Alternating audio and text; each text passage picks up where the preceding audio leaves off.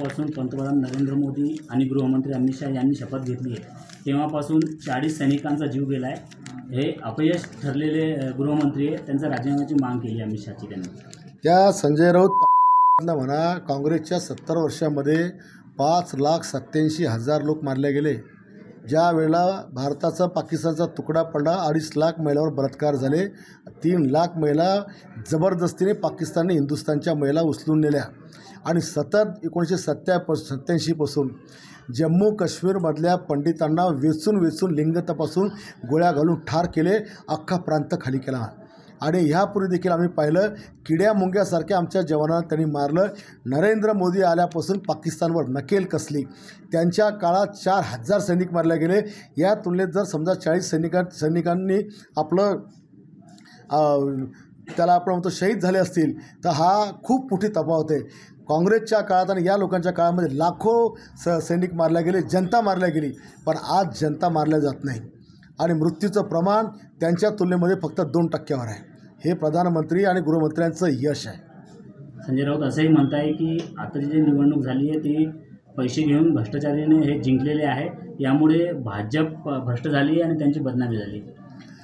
ही निवडणूक खऱ्या अर्थाने तर मी मागेही सांगितलं की आमच्या महाराष्ट्रात जर चुकीचे उमेदवार गेले नसते, बदलाबदली झाली नसती तर हा रिझल्ट तुम्हाला उलटा पाहायला भेटला असता। आमच्या चुका आम्हाला नडल्या आणि जो नेगेटिव्ह यांनी जो तयार केला महाराष्ट्रामध्ये, फेक नेगेटिव्ह जो तयार केला, त्या खोट्या प्रचाराला जनता बळी पडली। पण अशा खोटा प्रचार हा फार काळ टिकत नसतो। लोक भावनेत आलेत, भावना या देशात फार काळ चालत नाही। त्याच्यामुळे येणाऱ्या ही तर निवडणुकीमध्ये तर समजा सरकार आलंच, पण याच्या पुढचे रिझल्ट याच्यापेक्षा खूप चांगले असतील। आमदार साहेब, शरद पवार साहेब म्हणताय की लोकसभेमध्ये जे मतदारांनी मतदान केले त्याचं हे चमत्कार आहे की लाडकी बहीण आणि लाडका भाऊ ही योजना अंमलात आणली आहे, तशी योजना चांगली आहे असे ते म्हणत आहेत। हे बघा, योजना खरोखर चांगली आहे आणि योजना टिकणारी आहे। पण शरद पवार साहेब जे म्हणतात की निवडणुकीत तोंडावर का, त्याचं कारण आहे मागच्या काळात एकनाथ शिंदे साहेबांनी शेतकऱ्यांना 3 पटीने मदत केली। 2 हेक्टरची मदत 3वर नेली, जी काही रक्कम होती त्या रकमेत 3 पटीने वाढ केली, महिलांना ST फ्री केली, ज्येष्ठ नागरिकांना ST फ्री केली। ह्या सगळ्या मागच्या योजना पाहिल्या तर त्या योजनांचा निवडणुकीत इफेक्ट आपल्याला जाणवला नाही। शेतकऱ्यांना पगार चालू केला, त्याचाही लोकांना विसर पडला आणि म्हणून ही योजना जर वर्षाआधी चालू केली असती तर लोक विसरले असते।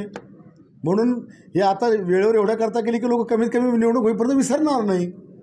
हे पवार साहेबांना चांगलं माहीत आहे, लोकांच्या स्मरणात राहावे, मतपेटीत असतो की आपल्याला साहेबांना दिलं मग तिकडे द्यावं लागते, म्हणून ते योग्य वेळी केलेली आहे। म्हणजे तुमचं असं म्हणणं आहे की विधानसभेसाठीच ही योजना आहे? विधानसभेसाठी नाही, मागच्या योजनांचा अनुभव लक्षात घेता मागच्या योजना लोक विसरले, ही योजना लोक विसरू नये म्हणून हा निर्णय शेवटच्या अधिवेशनात घेतलेला आहे।